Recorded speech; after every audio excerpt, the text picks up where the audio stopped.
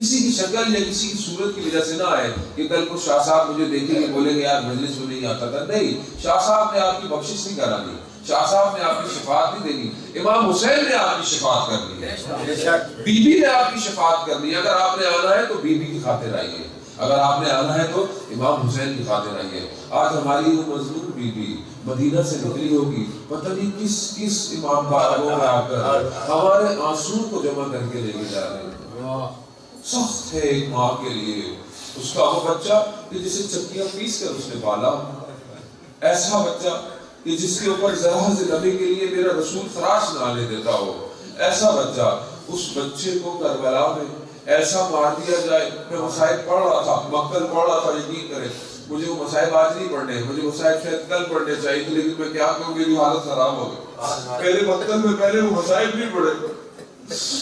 ایک کہتا ہے کہ میں امام حسین کے سر پر کھڑا ہوتا جب امام حسین کا آخری وقت تھا، میں دیکھ رہا تھا کہ امام حسین کی جان کیسے نکلے گی. مشرک لعین تھا، اگر اس نے عجیب جملے مقتل میں لکھے تو ہم نے دیکھا کہ ایسی حالت میں امام حسین نے کچھ کہا، اپنے دہانے مبارک سے کچھ نکالا، مگر وہ معجزہ نما منہ سے جو کچھ نکلا مجھے آواز نہ آئی. میں پریشان ہوا تو دیکھا امام حسین نے اپنی انگلی کو اپنے دہان میں ڈالا ہے اور پھر باہر نکالا ہے، پھر دوبارہ باہر میں ڈالا، پھر باہر نکالا تو گوشت کا ٹکڑا باہر آ گیا کہ جس کی وجہ سے میں نے بولا کہ منہ سے کچھ نکلا رہ گیا. کیا بولنا چاہ رہے کہ میرے قریب آ کے سنا تو میں نے بولا کہ اے مسلمانوں میں 3 دن کا پیاسا ہوں، اے مسلمانوں میں 3 دن کا پیاسا ہوں. ان لوگوں نے کتنا ظلم کیا اس بی بی کے اس بچے پر کہ جسے چکیاں پیس کر مارا تھا. ارے مسلمان اتنا تو خیال کرتے ہیں اور بچہ جس کی خاطر رسول نے نمازیں تو راضی کر دی.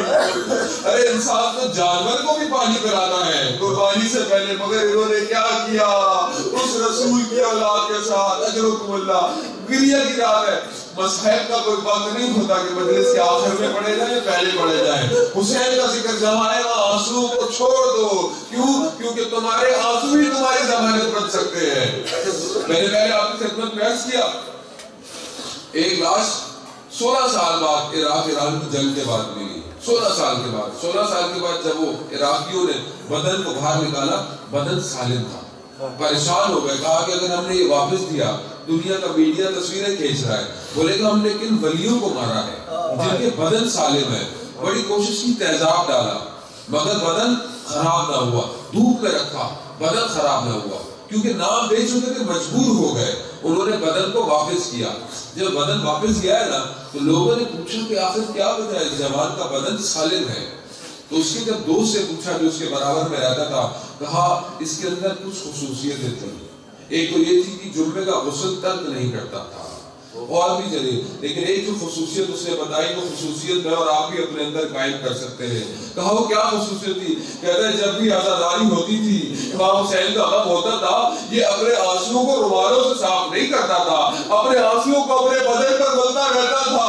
یہی آنسو اس کے بدن کے ضامن بن گئے کہ جب 16 سال بعد بھی اسے نکالا گیا اس کا بدن سالم تھا.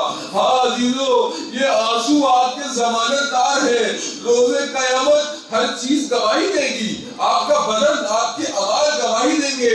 اس دن یہ آنسو آپ کی گواہی دیں گے کہ آپ نے ان آنسوؤں کو امام حسین کی خاطر میں